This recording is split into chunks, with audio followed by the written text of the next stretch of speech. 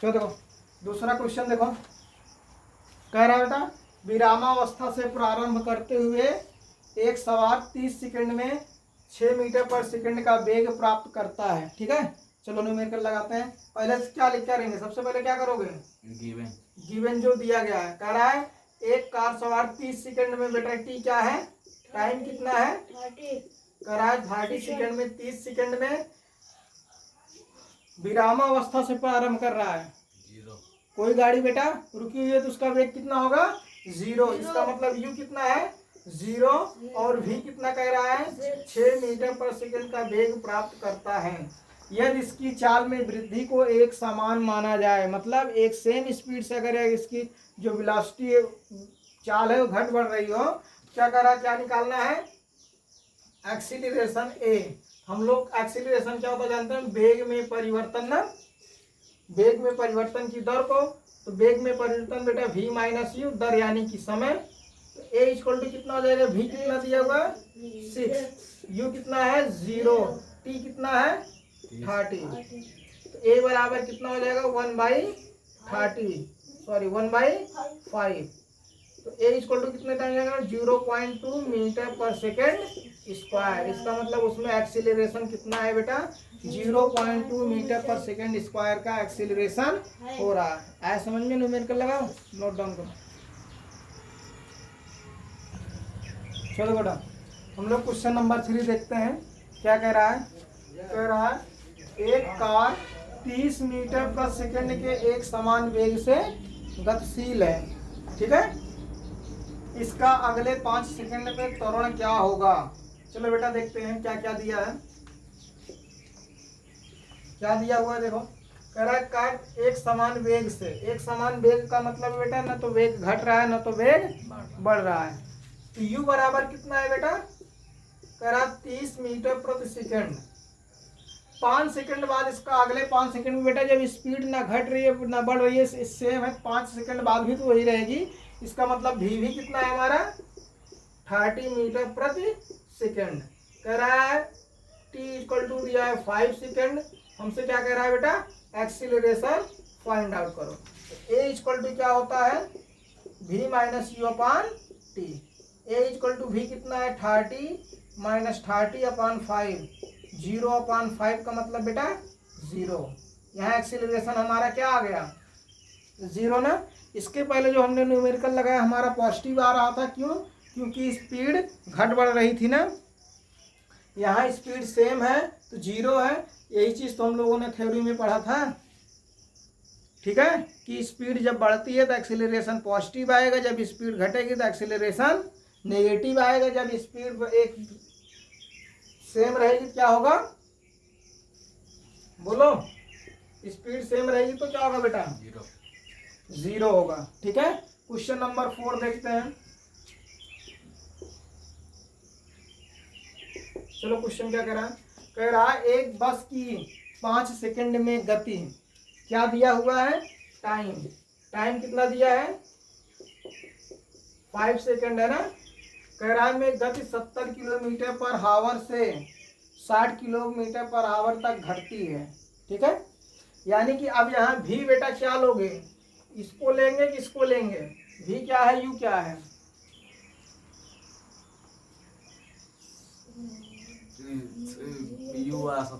You starting बेटा कितना है 70 किलोमीटर पर हावर, और भी कितना है 60 किलोमीटर पर हावर। फाइनल और इनिशियल ना, इनिशियल कौन है, स्टार्ट बेटा 70 से हो रही है, घट जा रही है तो वो अलग बात है ना। तो कितना हो जाएगा, ये ना सोचना कि पहले ये यू हो जाएगा वो भी। एक चीज और देखना है, यहाँ टाइम बेटा सेकंड में दिया है, ये किस में दिया है, किलोमीटर पर हावर में। इसको हमको मीटर पर सेकंड में कन्वर्ट करना पड़ेगा ना। मीटर पर सेकंड में कन्वर्ट करने के लिए क्या करते हैं, 5/18 से मल्टीप्लाई कर देंगे इसमें ना, यही तो करते हैं। ये कितना हो जाएगा,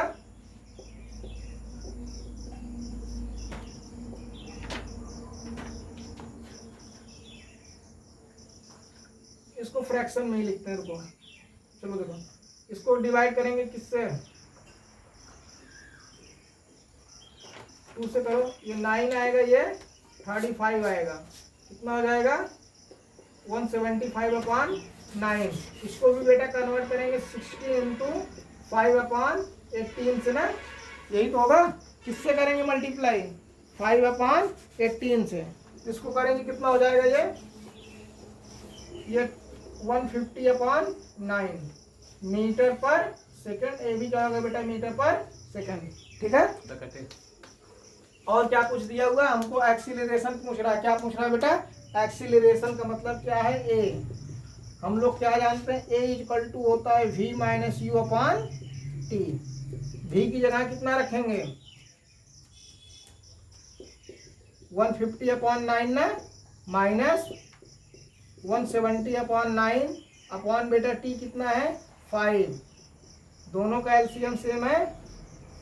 एलसीएम लेंगे तो कितना आएगा बेटा? ये ऊपर 150 माइनस 175 पूरे का अपॉन 9/5 ना। जिसको ना कैलकुलेशन आती हो इसलिए इतना इजी कर रहे हैं। ये कितना हो जाएगा? 150 माइनस 170, ये नीचे आएगा कितना हो जाएगा? 45 माइनस 25/45। 5 से डिवाइड करेंगे, माइनस 5/9। ये कितना आ जाएगा? इसको काटोगे 0 पॉइंट कितने टाइम जाएगा? 9 5 जा 45 मीटर पर सेकंड स्क्वायर।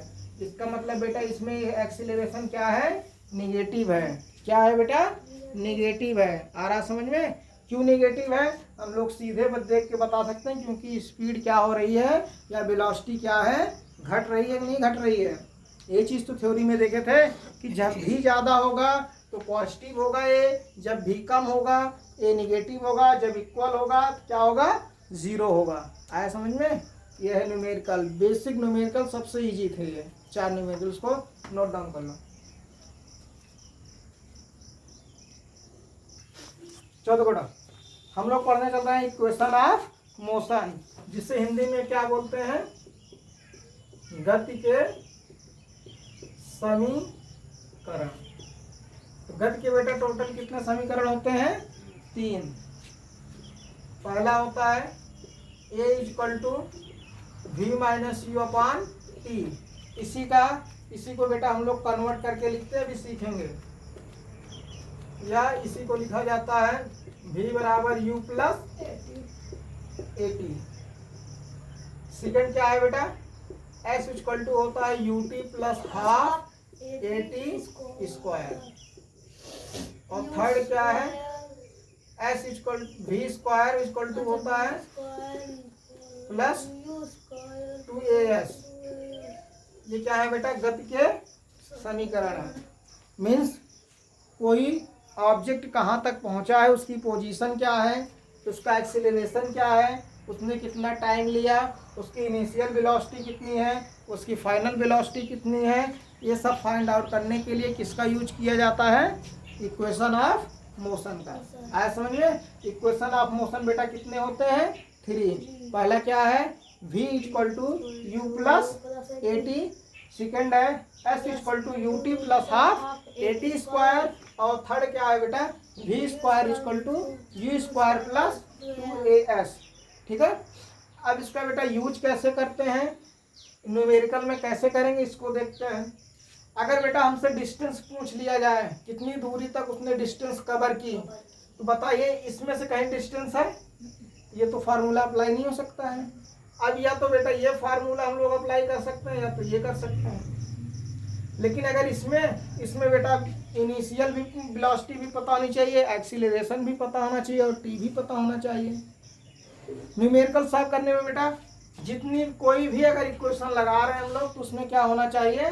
सिर्फ एक अननोन क्वांटिटीज होनी चाहिए। ठीक है। अननोन क्वांटिटीज का मतलब अज्ञात राशि, जिसको फाइंड आउट करना हो। ठीक है। अगर एक से ज़्यादा है तो हम लोग सॉल्व नहीं कर सकते हैं। ठीक है। चलिए पहले इसका हम देखते हैं डेरिवेशन, उसके बाद क्या पढ़ेंगे? न्यूमेरिकल। इस पे पहला इक्वेशन क्या है? देखो, जो बेटा हमारा पहला इक्वेशन आता है वो कहाँ से आता है? डिफिनीशन से। कहाँ से आता है? डिफिनीशन से। ठीक है। जैसे हम लोग जानते हैं क्या, एक्सीलरेशन इक्वल टू क्या होता है?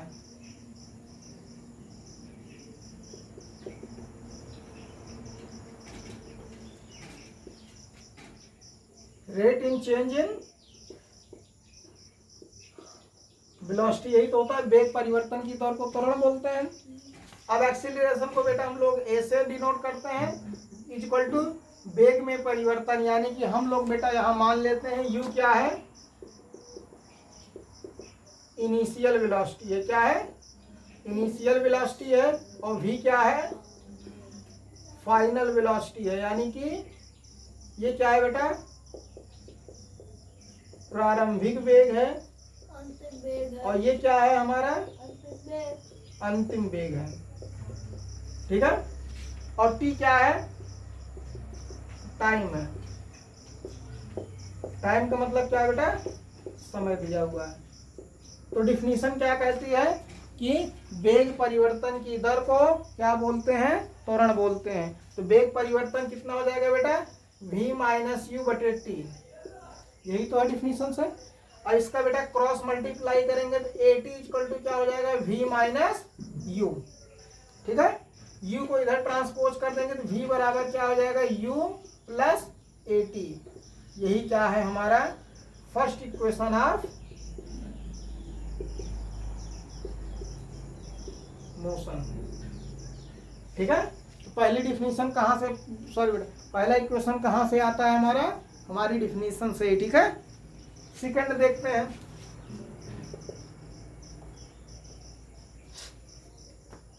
Derivation of second equation of motion क्या होता है बेटा? s equal to u t plus half a t square. यही तो होता है कि कुछ और होता है?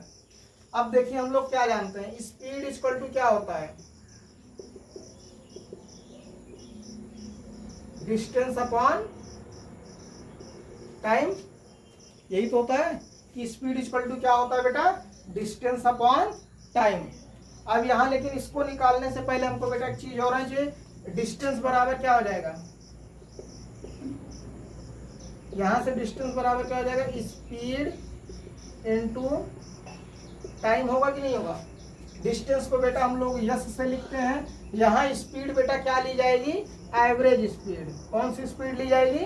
Average speed. क्यों लेंगे एवरेज स्पीड? क्योंकि u और v दोनों का कॉम्बिनेशन ही तो है वेलोसिटी। क्या हो जाएगा यहाँ? u plus v upon two. Speed की जगह क्या होगा बेटा? u plus v by u, v plus u by two into time t. यहाँ तक कोई प्रॉब्लम है? अब यहाँ से बेटा हम v की वैल्यू रख सकते हैं नहीं इसमें? तो s इक्वल टू v की जगह क्या रखेंगे? u plus a t plus ये वाला u अपॉन टू इंटू बेटा t। ठीक है। कहाँ से आया? From first equation of motion. यहीं से तो आया, from first equation of motion. अब ये क्या हो जाएगा? s इक्वल टू क्या हो जाएगा बेटा? यानी कि distance equal to, bracket open करो, u plus a t plus u upon two into t है। यही तो है। तो s बराबर क्या हो जाएगा? ये 2u plus a T upon two into T. यही तो है। अब इस टी को बेटा अंदर मल्टीप्लाई करें क्या हो जाएगा? 2ut plus a t square upon two. ठीक है। अब इसको जैसे फ्रैक्शन में बेटा a प्लस बी अपॉन हम लोग d लिखे रहते हैं, तो इसको a upon d plus b upon d लिखा जा सकता है नहीं? ऐसे इसको लिखेंगे तो क्या हो जाएगा? 2ut upon two plus a t square upon two. ये 2 से 2 क्या हो जाएगा? कैंसिल। तो यस इक्वल टू क्या आ जाएगा? डिस्टेंस इक्वल टू क्या आएगा बेटा? ut plus half a t square. इसको हमने बेटा थोड़ा मॉडिफाई करके लिख दे, कोई प्रॉब्लम? यही है सेकेंड इक्वेशन ऑफ मोशन। आया समझ में? Second equation of motion derivation आया समझ में? स्पीड इक्वल टू बेटा होता है डिस्टेंस अपॉन टाइम, या डिस्टेंस इक्वल टू क्या हो जाएगा? Speed into time. यहाँ जो हमारी बेटा स्पीड होगी वो एवरेज स्पीड ली जाएगी। क्यों? क्योंकि हमारा फाइनल वेलोसिटी भी है और क्या, फाइनल स्पीड भी है और क्या है, अंतिम भी है ना, प्रारंभिक और अंतिम। तो दोनों का एवरेज कैसे निकालते हो? एवरेज निकालना आता है नहीं? नहीं आता। कुल पदों का योग बटे कुल पदों की संख्या, यही तो था। Total number the sum of total observation upon total number of observation, यही तो होता है। आया समझ में? नोट डाउन कर लो। चलो बेटा, थर्ड इक्वेशन ऑफ मोशन क्या था? v स्क्वायर बराबर u स्क्वायर प्लस 2as। इसको देखते हैं बेटा हम लोग डिराइव कैसे करते हैं। ठीक है, इसका डेरिवेशन करना है ना। तो ये कहाँ से आएगा बेटा? v नो डैट, हम जानते हैं, कुछ नहीं जानते। क्या जानते हो? v इक्वल टू क्या होता है बेटा? u plus 80। ये कहाँ से आया? या फर्स्ट इक्वेशन ऑफ मोशन यही तो है, बोलो। फर्स्ट इक्वेशन ऑफ मोशन, इसका इक्वेशन नाम वन रख देते हैं। ठीक है, इक्वेशन इसको बेटा क्या कर दें? स्क्वायरिंग कर दिया जाए दोनों साइड का। ठीक है, क्या कर दें बेटा? Squaring both sides. चलो देखते हैं। तो v बराबर v का स्क्वायर इक्वल टू क्या हो जाएगा बेटा? u प्लस 80 का स्क्वायर, यही तो होगा v प्लस। अब होल स्क्वायर करते हैं। v इक्वल टू क्या हो जाएगा बेटा? यहाँ फार्मूला लगेगा क्या? a प्लस b का होल स्क्वायर। ये क्या होता है? a square plus b square plus 2ab। तो वही चीज यहाँ अप्लाई करेंगे। a की जगह कितना है बेटा? u। इसका मतलब a का स्क्वायर, b की जगह 80 है ना, 80 का square plus 2ab u into 80। आया समझ में? ये v स्क्वायर बराबर क्या हो जाएगा बेटा? u square plus a square t square. ये कैसे हुआ पता है? ab की पावर m है बेटा, क्या हो जाता है ये? a की पावर m इंटू b की पावर m, यही तो होता है। एक्सपोनेंट से प्लस 2u80। यहाँ तक कोई प्रॉब्लम है? इसको बेटा इधर ट्रांसपोज कर देंगे, क्या हो जाएगा? v square minus u square equal to a square t square plus 2u80। कोई प्रॉब्लम है? अब बताइए ये क्या हो जाएगा? v square minus u square equal to, यहाँ क्या कॉमन है बेटा? यहाँ से a भी कॉमन ले लें, और क्या कॉमन ले लें हम लोग? t कॉमन ले लें। t नहीं कॉमन लेंगे यहाँ बेटा, हम लोग a और क्या कॉमन लेंगे? 1/2। क्या कॉमन लेंगे? 1/2। तो यहाँ क्या बचेगा?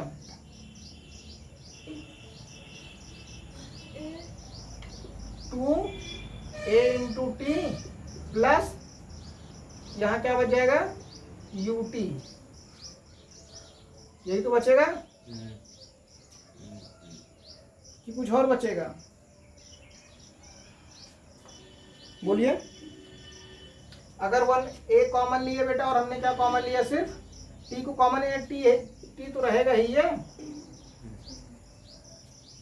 एक मिनट, ये a square plus b square plus 2ab, ठीक है। इसको हमने इधर ट्रांसपोज किया, ये क्या हो गया? a square t square plus 2u80। इसको हमने ट्रांसपोज कर दिया, तो 1/2 कॉमन ले लेंगे, तो क्या होगा? ut plus half at square. 1/2 common नहीं लेंगे बेटा, यहाँ क्या कॉमन लिया जाएगा? 2 कॉमन लेंगे ना। 2a कॉमन ले लो, क्या बचेगा? देखो 2a कॉमन ले लेंगे तो यहाँ क्या बचेगा? ये 1/2 बचेगा, a बचेगा और t स्क्वायर बचेगा, प्लस यहाँ से बेटा ये क्या बचेगा? u और t बचेगा। 2a ले लोगे, 2a गया तो ut बचा। अब ये देखिए v square minus u square equal to हो जाएगा 2a, इसको लिख सकते हैं बेटा ut plus half at square. इसको क्यों हमने ऐसे किया? क्योंकि हमारा हमको क्या लाना है? यहाँ यस लाना है ना। यहाँ यस लाने के लिए ये देखो 2a इंटू यस रख सकते हैं, नहीं, क्योंकि यस बराबर होता है ut plus half at square. कहाँ से आया? सेकेंड इक्वेशन ऑफ मोशन, तो यही तो है। सेकेंड इक्वेशन ऑफ मोशन यही तो है बेटा। ये क्या हो जाएगा? v square minus u square. अगर इसको v स्क्वायर को इधर यू स्क्वायर को इधर ट्रांसपोज कर दें 2as, यही तो हमको प्रूफ करना था वी स्क्वायर बराबर यू स्क्वायर प्लस 2as होता है थर्ड इक्वेशन ऑफ मोशन। ये क्या है बेटा, थर्ड इक्वेशन ऑफ मोशन। आया समझ में? हम लोगों ने देखा first equation of motion, second equation of motion, third equation of motion और उसका डेरिवेशन भी ना। फर्स्ट इक्वेशन ऑफ मोशन क्या था बेटा, v इक्वल टू था u plus a t, second क्या था s बराबर you t plus half a t square, और क्या था v स्क्वायर इक्वल टू होता है यू स्क्वायर प्लस 2as। ये तीन को तीनों बेटा न्यूमेरिकल को सॉल्व करने में अलग अलग अप्लाई होते हैं, ठीक है। अब इस पे न्यूमेरिकल हम लोग सॉल्व करेंगे कल, तो हम सीखेंगे कि कौन सा फार्मूला कहाँ पर लगेगा, कहाँ पर अप्लाई होगा, ठीक है। नोट डाउन करो।